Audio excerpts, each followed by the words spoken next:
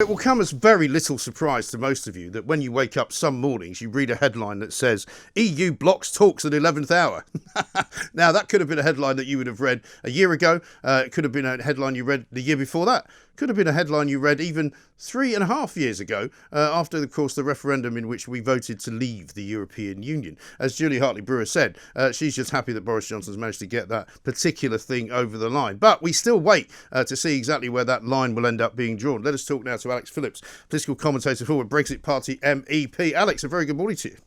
Good morning. How are you? I'm all right. I've just been sort of reading through what the French are banging on about, and it doesn't seem to be all that different from what they're always banging on about, which is that they want our fish and they're not prepared to stop fishing until they've run out of fish. Right, yeah. I mean, look, we've had arguments taking place over the English Channel since as long as our two countries have existed, frankly.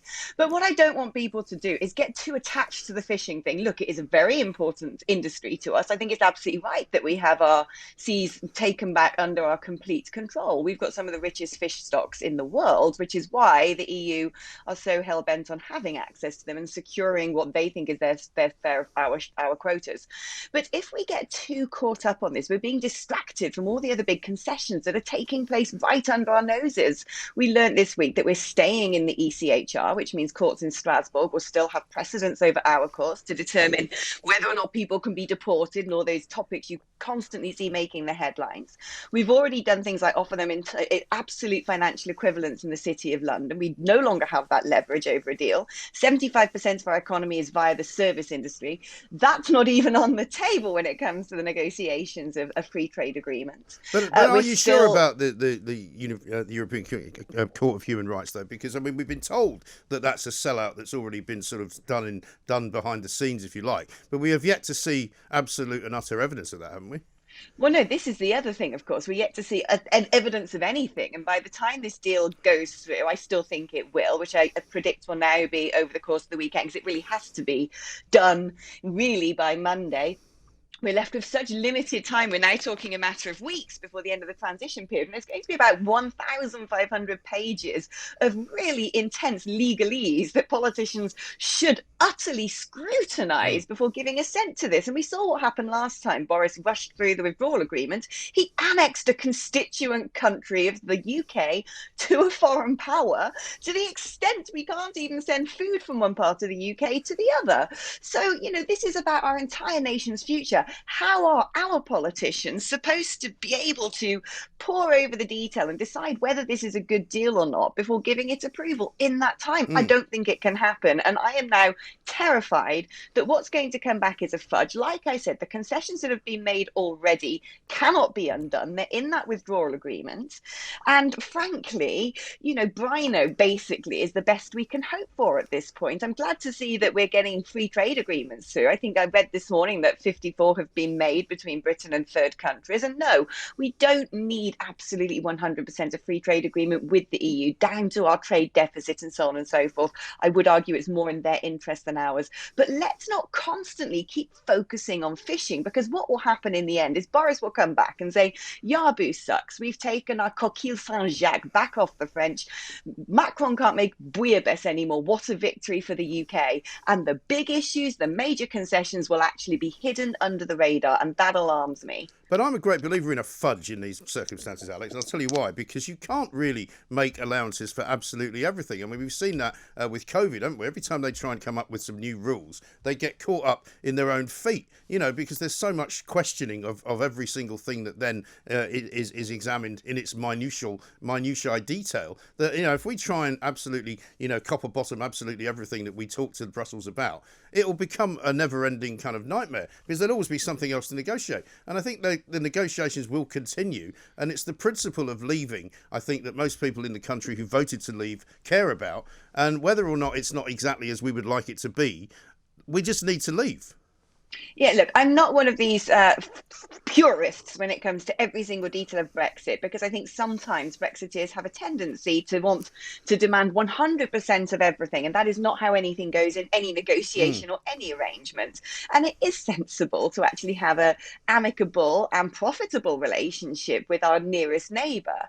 But at the same time, we're talking about an international treaty here. We're talking about laws that will affect my life, your life, the future of all of the businesses in this country for many, many years to come. And that is not acceptable to just throw something through Parliament. Like I said, it would have been absolutely unthinkable previously for any UK Prime Minister to essentially say about Northern Ireland, you now have a completely different set of laws governing you to that of the rest of the UK. And as a result, we may no longer be able to send food from mainland Britain over to you without huge customs and tariffs. That to me is utterly unconscionable. That's already taken place. Yeah, but I'm not sure how that's going to play out. And I don't think anybody is. I mean, look at the Irish situation. I mean, as you know better than anyone, having spent some time in Brussels not that long ago, in the end, Ireland have been thrown to the wolves just as every other country has been thrown to the wolves by the EU if they step out of line. You know, Ireland are now saying they're going to try and fight to the death to make sure that the deal is good for everybody.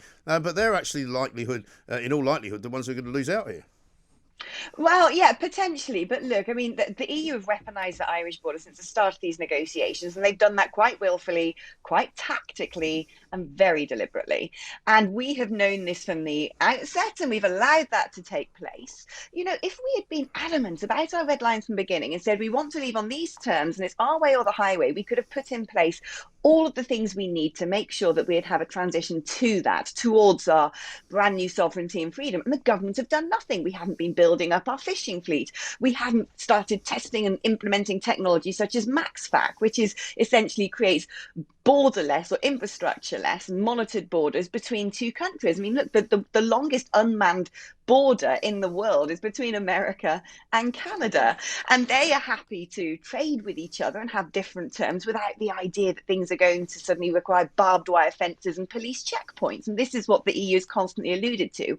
We've allowed ourselves to be outplayed from day one. Now, a big part of that is down to Theresa May's legacy and what she brought back from Brussels, which was just utterly horrific. And then Boris Johnson's desperation to get something through Parliament to claim a big victory. But it will be a Pyrrhic victory because what he has done is already set the trap for future negotiations. And I don't really see now how we're going to walk out of this without some degree of damage in the future. Yeah, you may be right, but I'm more optimistic than you are. But that's partly because, you know, here I am at the centre of everything in London and you're stuck in Gloucester in tier 3. But I don't want to make too much of that. I'm not in tier 3, I'm in tier 2. Oh, are you? Okay, then. So Yeah. here's the thing. I mean, as far as doing the deal is concerned, you know, the one thing I think that Boris Johnson needs to do for his own kind of legacy, if you like, is to get a successful Brexit, because at the moment that's the only thing he can really cling on to as a success, because at the moment everything else is kind of falling apart around him. And I think he'll be driven by that, and I think he'll be driven by that by the MPs who sit behind him, you know, who were part of the European Research Group, and the people who are more hardline than he is perhaps on the whole situation. So I think by the end of this weekend we'll have reached another milestone at least, even if it's not set in stone. Well, look, you know, you might be right, I think, on the fact that I do think that Boris probably does want to have a Brexit that's going to satisfy Brexiteers, even though I'm not convinced it's really part of his own ideological infrastructure. You know, this was the man who waited until the 11th hour to decide which side of the fence he was on for his own personal advancement. So let's not suddenly assume that he is a full, you know, committed Brexiteer to the bone. But like I said, so many concessions have already been made and people aren't talking about that. And it essentially shackles us to a deal that isn't going to be great for this country because we've given over all the leverage we had apart from the fishing card. That's basically all we've got left. And the other thing is, if this deal is announced over the course of the weekend, there's apparently going to be about a 24-hour, 48-hour window before anybody gets to see the text of the deal or learn the detail of it.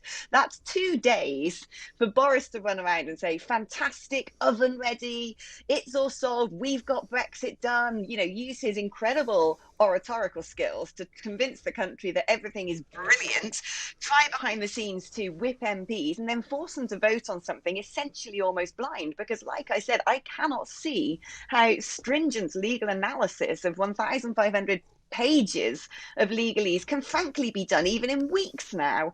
And so, the people always talk about how the 11th hour really suits the EU and how they like running things down to the wire. I think in this instance, it suits Boris Johnson because just the same as the withdrawal agreement, it allows him to operate in the dark, turn around and tell everybody that he's had this incredible victory, get the whole nation excited. We got Brexit done. Oh, we're going to put up bunting. We're going to have an Independence Day. Whatever it is he comes out with to sort of warm our cockles, it's not necessarily going to tether to the truth of what is in that document. No, but isn't it the truth as well that in the end it's not going to be as big of a deal as a lot of people will make it out to be? Because let's remember, most of the people who go on about what are you going to do about this and how is this going to be covered and what about that border over there and what about when we try and import this over here, it's mostly the Remainers who are concerned about what's going to go wrong. When in fact, since January the 31st, we haven't really had any major problems dealing with the European Union. Of course, people will say, oh, that's because we haven't left yet. But that's what they're always going to say. In the end, I think we can coexist with the EU as a separate entity outside of it, and nothing much will actually affect my life or yours. You seem to have frozen, I think. But that's basically the bottom line for me. I don't know what your bottom line is because I did indeed freeze. I think I'm still partially frozen. Okay. Well, no, what I was saying was I think that our daily lives will not be impacted all that much by any of this. The people who've moaned about what's going to go wrong and how terrible it all is. These are the same people who told us when the European Medicine Centre was going to move across back to Europe, we were going to lose control of our medicines, we were going to lose control of all of our pharmaceuticals, it was all going to be terrible. That didn't happen. Every warning that comes about something terrible that's going to happen if we don't do it right has never come to pass. Right, no, but also you've got to remember that we've been in a transition period, which means absolutely nothing has changed in the last, in the last 11 months. We're still essentially a full member of the EU. The only thing that's happened is we've technically left the European Union. But I'm not afraid of some apocalyptic scenario, whatever comes to pass, because we're talking about tariffs. Yes, they can be an inconvenience. They are not ideal. Often those costs can be handed down to customers. And it wouldn't necessarily be coming at a great time during a pandemic where there are so many relief schemes and other things that the government can put in place to offset those charges. And also, even if you look at the tariffs under WTO schedules, they're not eye-watering. We're not going to suddenly be paying 50% more for this or 70% more for that. And it works both ways. These things are built upon reciprocity too. So what is good for the goose is good for the gander. And the EU's not going to want to essentially cut off the nose to spite its own face either. So I don't think there's going to be a cataclysmic falling in of the sky, but it does alarm me, given it's been 4 years since that historic vote, that the government have done utterly nothing to tell businesses what it is to expect and how to prepare, because they've allowed these conversations to drag on to the very final minute. And if you're going to do something as bold as say, right, that's it, we're going to go for absolutely nothing, no deal, zilch, zero, you would have expected that could have been the position from day one, and a lot of preparation could have been made in order to make that work swiftly and smoothly. None of those things have happened. We're in the 11th hour. We don't know what's going on. The text isn't going to be analysed. We've given away too much already in the withdrawal agreement. And all I'm hearing every day is fish, fish, fish, fish. The fishing industry is important. Yes, it is. But what about the other detail? Frankly, I think staying in the ECHR is equally as important when it comes to our sovereignty and our ability to make laws that benefit our country and are bespoke to us. And for all of those bits of evidence I've just put forward, in what world do you think Boris Johnson now is going to walk away with a Brexit deal that's going to be 100% in our interests? I don't think it's going to happen. Yeah, well, you're very pessimistic, Alex. I don't know what's happened to you, but I'm very optimistic. And I'll tell you this, I think the bottom line for me is that we are already in a situation where very few businesses in this country even do business with the EU. The vast majority of businesses in this country sell their products around the world, and very few of them actually only deal with the European Union. And so it's not really that necessary to prepare that many businesses for what's going to happen, because in the end, it's not going to affect that many businesses. And look, like I said, there's many schemes and devices and offsetting elements that the government can put in place to ensure that businesses have a smooth transition to whatever happens in the future. And one of our biggest trading partners is America. We've never had a free trade agreement with them. So, this whole sort of panic over how important it is to be essentially tethered to the single market and therefore tethered to the regulations and rules of a political bloc, it's quite spurious, really. Yes. And look, I share your share optimism to some degree, because I hope that whatever outcome happens, once you begin that process of divergence, all of a sudden people with their hands on the tiller get excited about all the new regulations and laws they can put in place. I mean, we found out today that the UK has finally banned live animal exports, something that Brexit has essentially enabled us to do, because it's something that the EU has never done. And there's always, look, when people say you can deviate even as a member state, well, to some degree you can, but the point is there's an expectation of harmonization. There's an expectation that you do things in lockstep with your partners in the EU, which is what's held them back with approving the vaccine. Any member state could have done what we did and gone ahead and approved the vaccine, but it's a tacit understanding between member states that they all wait to do it simultaneously and in chorus.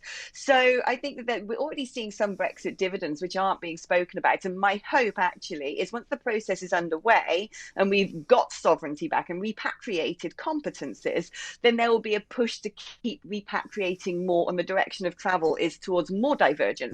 But what matters here is whether that trade agreement will allow us to do it, because if we stay under the jurisdiction of the ECJ, for example, we're not going to be able to continue that process of divergence easily. We're going to be held back, shackled, and forever kept in essentially the orbit of the single market, of the customs union, and therefore to some degree managed by it without any representation at the table. Yeah, but I mean, that's a bit like saying when you get divorced, you know, the ex-wife still has some control over what you do, only if you let them at the end of the day. And in the end, I think it's a state of mind what we're about to do. We leave the European Union as a state of mind, and that way you're no longer feeling as though you're tied to the apron strings of these people who don't want you to do anything that they don't want you to do. And I think that's where we will go, and that's the journey that we've been on since January 31st, and that's why I think the journey starts to begin to end this weekend. Yeah, well, look, I hope you're right. And I think there is a degree of it being a state of mind. But when it comes to legal texts and international treaties, it isn't a state of mind. And that we've seen this over years and years. Let's take the ECHR, for example. As you know, when you suddenly have a situation where you can't deport foreign criminals because of arguments at courts in Strasbourg over rights to human life, where you can't tackle terrorism on your own soil because of those restrictions imposed upon you. Yeah, ideally, we could break international law and say, Yabu sucks, stuff you, we're deporting this person anyway. But if international law has absolutely no relevance or no bearing, the entire global system would start to fall apart. And the point is, if you start contravening international law and breaking it on a regular basis, you actually lose the trust and faith of, yes and no, rogue states largely do. Well, Germany does it, for example. Germany does it all the time. The EU does to a greater or lesser degree, but largely breaks its own treaties. But I think that what we're looking at is the UK doesn't want to become, and that there are so many, it opens up the possibility of legal challenges, which would be wading constantly through a quagmire of waiting for outcomes and judgments. And I think you'd find if we stay in, under the jurisdiction of the ECJ, as we are going to do the ECHR, that a huge amount of our ability to self-determine how we run the country will have already been handed over. And yes, it'd be great to say a state of mind, we can just ignore those things and break it. But in practice, that doesn't happen. And also, you need a government prepared to do that. Future administrations of this country who might be a lot more sort of pro-EU and wanting to get us back into the orbit of the EU will use any single loophole that's been created, any single bond, any single connection that we still have with the EU to draw us back into that. So I think it is important that we show the world that we have taken back full control of borders and laws and our seas. But that can't be done with all these grey areas, because no one will then be able to interpret where we are. And our ability to turn around and say this is entirely our decision and our competence will have been taken away from us. It would have been handed away by our own governments. I couldn't disagree with you more. And you've done such a good job of convincing the audience as well. Look, Robert here says she's so pessimistic because she's obviously a Ramona. So you've now gone full circle. You've convinced people that you weren't actually really in the Brexit Party at all, and that you're just this doubtful about Boris Johnson's government, and that's where we've ended up. But Alex, listen, thank you very much indeed.